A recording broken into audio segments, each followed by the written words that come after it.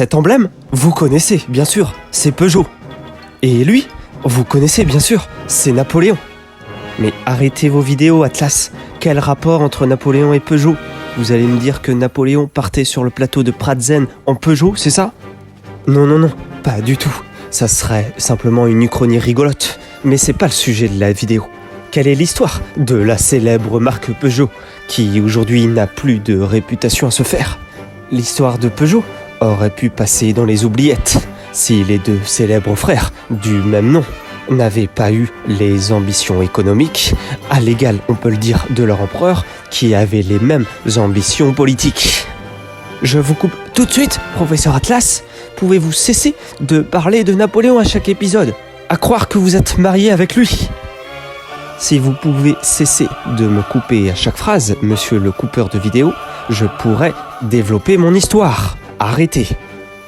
Donc les frères Peugeot, qui ont donné le même nom que leur nom de famille à la marque, et oui, voilà l'originalité, n'étaient pas destinés dès le début à produire des voitures. En effet, parler de voitures en 1810 serait un petit peu modifier l'histoire. Ces deux frères, donc, marchands à l'époque de l'Empire, vont profiter de Napoléon et de son embargo sur les marchandises françaises pour pouvoir se développer et s'établir. Et d'ailleurs, même quand le blocus se sera terminé, la marque Peugeot, cette fois-là installée, va développer son commerce. Alors, Peugeot, c'est quoi s'ils ne vendent pas des voitures? Eh bien, les frères Jean-Frédéric et Jean-Pierre de Peugeot touchent un petit peu à tout et saisissent toutes les occasions de se mettre en avant. On dira de Napoléon qu'il a créé l'industrie française avec une pointe d'humour puisque, suite à son embargo face aux Britanniques, il va décider de créer l'industrie française et le Made in France. Mais nous ne sommes pas ici pour parler de Napoléon. Les Peugeot, eux, touchent à tout, que ce soit le textile ou le café, et par la suite vont se diriger vers la sidérurgie. Si au début, les Peugeot s'orientent vers l'industrie horlogère, cela ne va pas durer. Ils vont aussi s'orienter vers l'industrie du café également. En 1841, ils s'allient avec les frères Jackson pour former Peugeot et Jackson Frères, là où ils se lancent dans l'industrie de l'acier. Puis vient la révolution de 1848, provoquant une crise économique, là où Peugeot va élargir ses fabrications, notamment de l'acier pour les crinolines, accessoires féminins tendance à l'époque, jusqu'à aller en 1886 dans l'industrie des bicyclettes et motocyclettes. On se rapproche de plus en plus du Peugeot que vous connaissez à l'heure d'aujourd'hui. On veut la date exacte de la création du Peugeot que nous connaissons aujourd'hui, Atlas. On allait en parler, justement. Un des membres de la famille Peugeot, Armand Peugeot, un homme issu d'une forte intuition au niveau économique, va mettre les moyens en place et décider de fabriquer des automobiles. C'est en 1889 que sort le type 1, Peugeot Serpollet.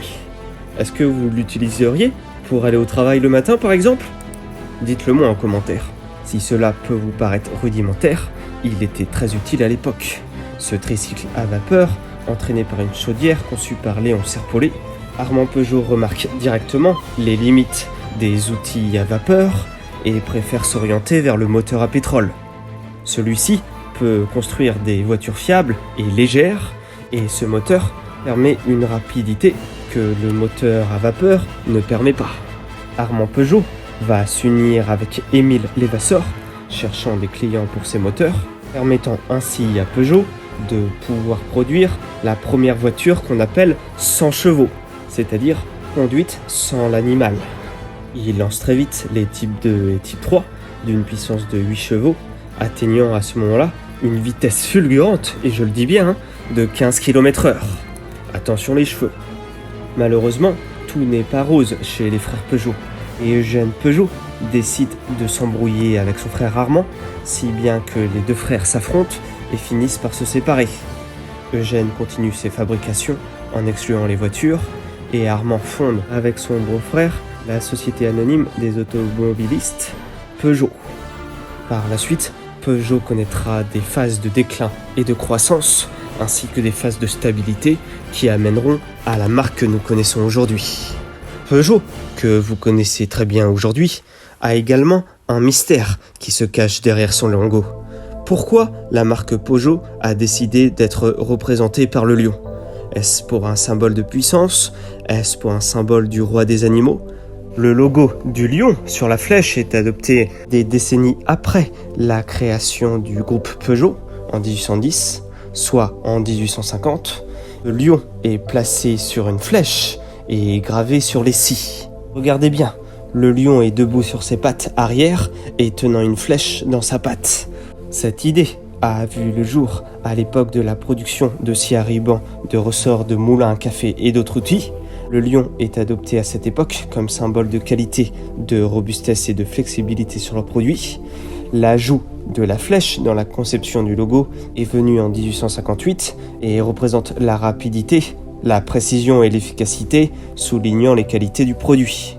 Ainsi, le lion tenant la flèche est devenu un symbole emblématique de la marque, incarnant la fusion de la force et de la rapidité. Bien sûr, ce logo va évoluer au fil des décennies. Dès lors, le design sera déposé la même année.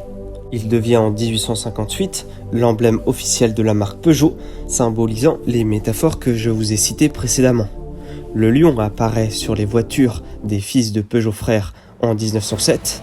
Ces voitures Lion Peugeot abordaient fièrement sur leur calandre le lion sur flèche.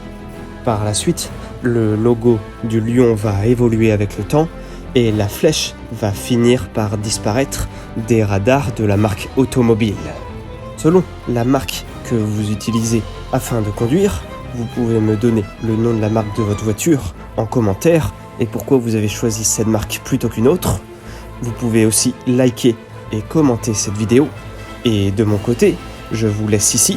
J'espère que cette vidéo vous aura plu fortement et je vous dis à très bientôt pour une prochaine vidéo.